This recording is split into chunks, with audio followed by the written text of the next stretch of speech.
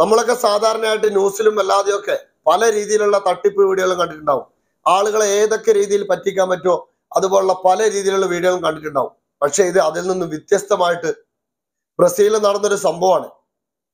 അതായത് ഒരു ബ്രസീലിയൻ യുവതി, ഒരാൾ മരണപ്പെട്ടു, അയാൾക്ക് 61 വയസ്സ്. പക്ഷെ ആ മൃതദേഹമായിട്ട് ഒരു വീൽ ചെയറിൽ ഇരുത്തിക്കൊണ്ട് ബാങ്കിലേക്ക് വന്നു ലോൺ എടുക്കാൻ വേണ്ടിയിട്ട്. മൃതദേഹത്തെ പോലും വെറുതെ വിടാത്ത ആളുകൾ ആ ബാങ്കിൽ വന്നതിന് ശേഷം വീൽ ചെയറിലായതുകൊണ്ട് സംശയം തോന്നാത്ത രീതിയിൽ വന്നു. അങ്ങനെ മാനേജറോട് പറഞ്ഞു ഇവരുടെ പേരിൽ ലോൺ എടുക്കാനാണ്.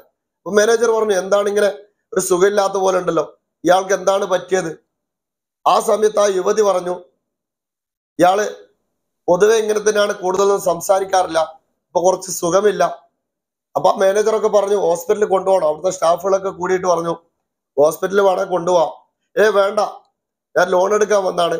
അങ്ങനെ ആ മൃതദേഹത്തിന്റെ കൈയൊക്കെ പിടിച്ച് ഒപ്പിടിക്കാനൊക്കെ നോക്കി. ആ സമയത്ത് ആണ് അവർക്കൊരു ഡൗട്ടായത്, ഇതൊരു മരിച്ച ആളാണല്ലോ. അപ്പൊ അതിന്റെ കുറച്ച് മണിക്കൂറുകൾക്ക് മുമ്പ് മരണപ്പെട്ടതാണ്. പക്ഷെ ഈ മരണപ്പെട്ടത് സ്ത്രീയുടെ ആരാണോ എന്നൊന്നും വ്യക്തമായിട്ടില്ല. അവരെ പോലീസ് അറസ്റ്റ് ചെയ്തു, കേസ് അന്വേഷണത്തിലാണ്. ആരായെന്നൊന്നും മനസ്സിലായില്ല.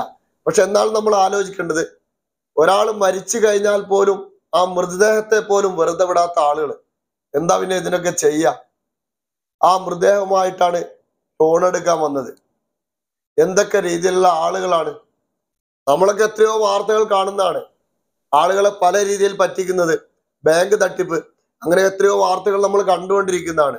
ഓരോ ദിവസവും ചില ആളുകളൊക്കെ ഇത് പ്ലാൻ ചെയ്യാണ്, എങ്ങനെയാണ് നാളെ മറ്റുള്ള ഒരാളുടെ പൈസ എൻ്റെ കയ്യിലേക്ക് ആക്കുക.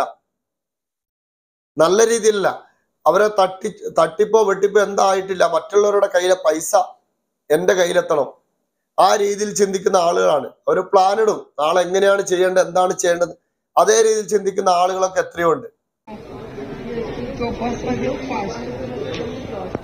Tipo, igual o documento aqui, ó. Paulo Roberto Braga. O senhor segura forte pra caramba a cadeira aí. Ele não segurou, ele é forte. Não vi.